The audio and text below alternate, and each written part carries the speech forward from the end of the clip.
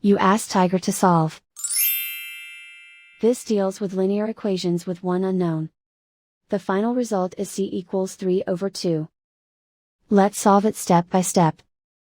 Group all constants on the right side of the equation. Add 5 to both sides. Simplify the arithmetic.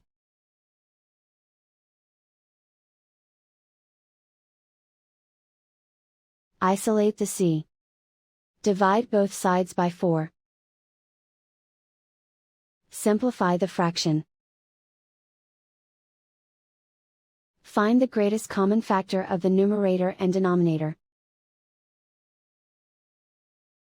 Factor out and cancel the greatest common factor.